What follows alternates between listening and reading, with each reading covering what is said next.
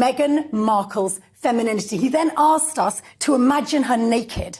So he wants to take a woman and us to imagine her naked, and he then wants to shame her and parade her down the street and throw excrement at her. I think that's acceptable. Look, I agree with you. Yes, so let's change the law. No, we'll hate people. But do you know, the problem is, what happens otherwise is big bears like you, Jeremy Clarkson, Piers Morgan. Hang on a minute, No, because actually on this occasion you've said, whoa, I wouldn't even say that. But generally, you like to poke with a stick. You go as far as you can. You push the right-wing envelope. And as I've explained, you men, Nigel Farage, Dan Wootton, have disproportionately large platforms. You get little me's on, a doctor incidentally, but nonetheless just a little woman, on, and you bear bait us for clicks. Clickety-click, clickety-click. And actually, Jeremy Clarkson will be emboldened by this, and I want to stop it. You. I'm not even. You see, this is, I think, one of the problems that men will have. It's like I'm condemning what he said, and I'm saying that on a philosophical level, I protect everybody's right to free speech. I think it's better. Everybody's right. You want paedophiles, fascists. You want racists. Do you really want everyone to have freedom of speech? What's the option? What's the alternative? At the moment, they're enshrined in law is actually to be protected against fascists and paedophiles. So it's enshrined in law. So we just leave it. I found what he said abhorrent. I didn't find it abhorrent. I thought it was clumsy and crap. Ooh, I don't know if I'm allowed to say that, but it was... On your television, The Sun's probably not sold so many since 1990. It's probably why he did it. Well, exactly. And I'm saying that is not acceptable, and the way to stop it is to change the law. Oh, stop with the law changing. Knock little men off their platforms like you. Little man? I thought I was a big man. Well, a bear, you said I was. Because you have a big platform, darling. All right, darling. Well, I scuttle out of your cave now and leave you in your cave. It's not a cave. You're more than welcome to stay. I'm quite angry. You make me angry, Laurence. Well, I'm very sorry. I've literally said nothing. You didn't have to. Hey everyone, welcome back to the channel. In today's video, we're diving deep into the fiery clash on GB News between Dr. Tessa Dunlop and Laurence Fox, as they debated whether Jeremy Clarkson's highly controversial comments about Meghan Markle should have been allowed. It was a heated exchange with a lot of strong opinions, and today we'll break it down, defending Meghan Markle's position, and examining why Clarkson's remarks were totally out of line. Before we get into the clash itself, let's rewind a bit. Back in December 2022, Jeremy Clarkson wrote a column for The Sun, where he made some deeply troubling comments about Meghan Markle. In the column, he expressed his hatred for Meghan on a cellular level, and went as far as describing how he would like to see her publicly humiliated, which included a shocking reference to her being paraded through the streets naked, while people threw excrement at her. Yes, you heard that right. It's hard to believe someone would write such words, but Clarkson's rhetoric was widely criticized for being not just deeply sexist, but also disturbing and cruel. These comments stirred up a wave of outrage, especially from women's rights activists, journalists, and public figures. After all, who could possibly support that kind of language? Fast forward to a fiery debate on GB News, where Dr. Tessa Dunlop and Laurence Fox locked horns over whether Clarkson's comments should have been allowed. Dr. Dunlop came out strongly against Clarkson, arguing that his words were offensive and unacceptable. She highlighted the way Clarkson used misogynistic language and suggested that public figures like him should be held accountable for what they say, especially when it encourages a toxic culture of hate.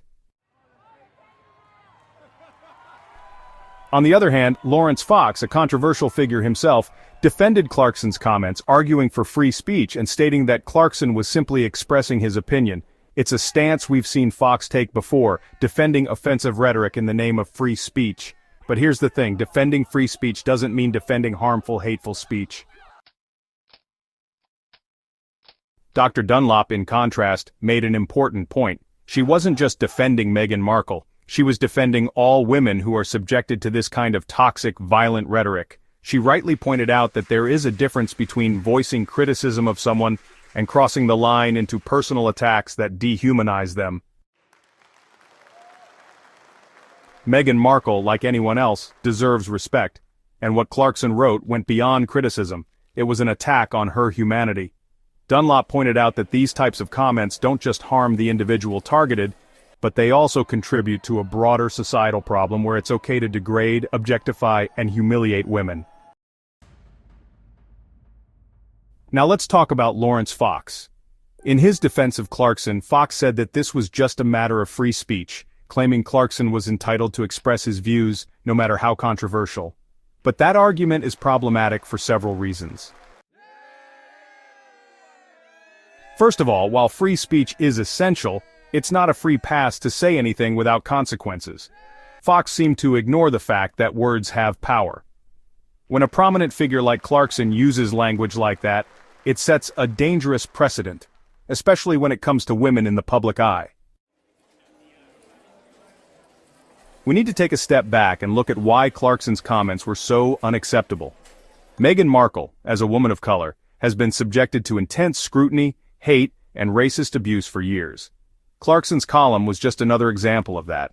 It wasn't simply criticism of her actions or her views, it was an attack on her as a person, and a dehumanizing one at that. Public figures, especially those with massive platforms, have a responsibility to use their influence in a positive way. Clarkson's comments were harmful, they perpetuated a culture of hate, and they were completely out of line. Let's also talk about the media's role in this. The fact that The Sun, a British tabloid, published this article shows how the British media fuel these toxic narratives. It wasn't just Clarkson's opinion, it was a piece of content that was given space, and that space carried weight. The media needs to be responsible about the messages it amplifies. When it publishes hateful rhetoric, it normalizes it. And that's why people like Angry'Tessa Dunlop are right to call out these words for what they are. Furthermore, The Sun eventually had to issue an apology and remove the article. The backlash was so intense that even Clarkson himself admitted that his words were disgraceful, and he expressed regret. This shows that the public response to the comments was necessary and justified. Ultimately, defending Meghan Markle isn't just about defending one individual. It's about standing up against this kind of toxic and dangerous rhetoric. We live in a time where public figures are scrutinized intensely, but we should never condone language that dehumanizes or humiliates someone. Women, especially women in the public eye, already face so much. Attacks like Clarkson's just add to the pile of hate they have to endure. We need to support people like Meghan Markle who have been subjected to this kind of public vilification. Her experiences highlight larger issues in society, from racism to sexism, and we must continue to challenge these harmful norms. So, there you have it, the fiery clash between Angry'Tessa Dunlop and Laurence Fox, and why Clarkson's comments were not just offensive, but downright dangerous. If you agree with Dr. Dunlop and believe we should stand up against misogyny, let me know in the comments below. Don't forget to like, share, and subscribe for more content on important debates like this.